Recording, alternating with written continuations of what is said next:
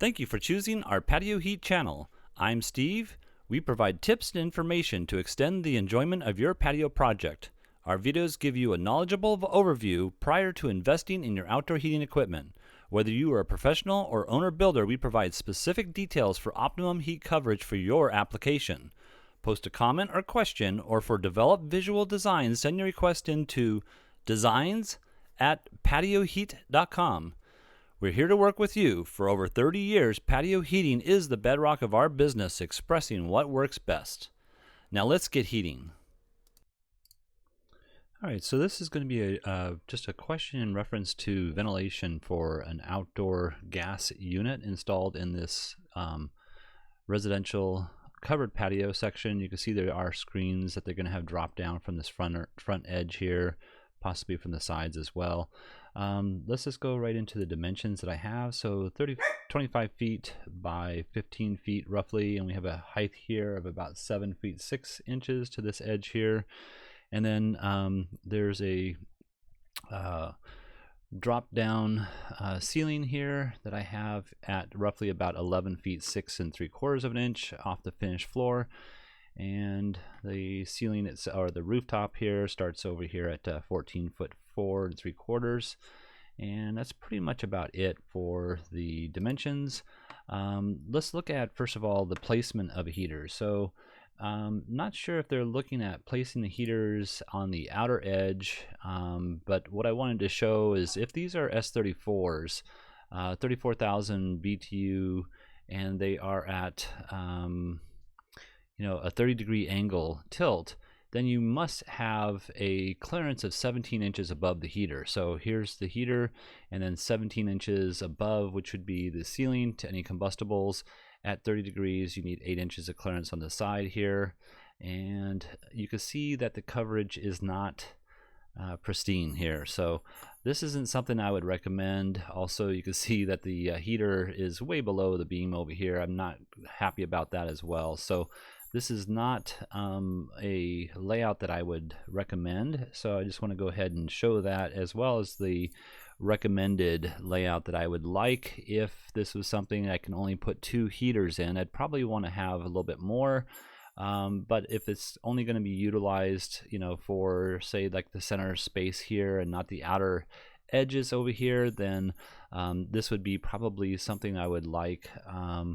Let's also look at the distances I have. So I'm going to just do a quick measurement on that.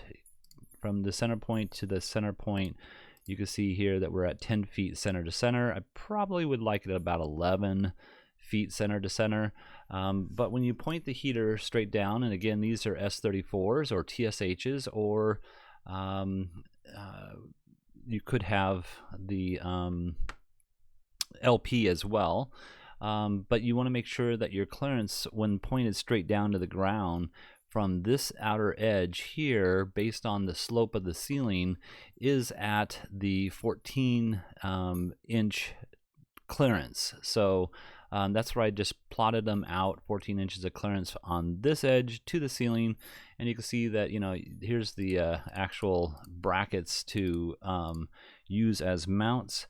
I'm going to go ahead and just drop this down so you can see what you can do. And what I do is just place it right here, and you'd probably want to change the angle of the bracket itself, and then follow the actual let's try this differently here. I don't have the actual punch out here, but let's go ahead and push that up here roughly, and then this hole should be existing because you just rotated it on that hole, and then you'd want to drill a new hole here in the plate to line up with the hole in the bracket itself. I don't have the holes down, but you can see there's 2 holes here on the upper part of the bracket. You would cut the lower section down, and there's different holes for different heights. But in any case, I just wanted to show that would be what I would probably recommend if I was only using 2 heaters. And then you can see I've offset them for more space on the outer edge than the inner edge. The footprint of heat is roughly about 12 feet when mounted off, 10 foot off the finished floor, the bottom edge of the heater. And yeah, so the question really comes into is, what type of ventilation do you need? Do you need any ventilation whatsoever? Well, you can see here I put a vent here into the front of the patio structure itself so that the exhaust gases can flow out of the area and then into the outer edge here. So yes, you do need to have a vent here. It needs to be at the highest point possible of the ceiling, and still allow for that exhaust vent to get out of the ceiling, because this is hot gases. They will rise and fill up the entire space up here, especially if it's a day where there's no wind movement whatsoever.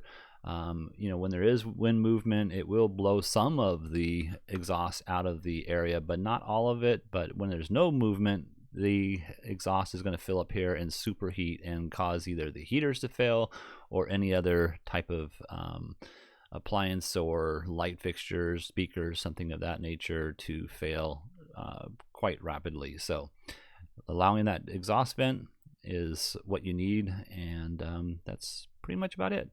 I hope this answers the question, and I thank you for asking it. And if you're looking for some assistance with your outdoor heating application and you'd like us to review your plans, send your information into designs@patioheat.com. I'm Steve, and please tap that like button if you find this video useful. We don't advertise, not monetize. YouTube does not promote us unless we receive a thumbs up from our viewers, and we appreciate you doing that. Thank you so much. Have an excellent day.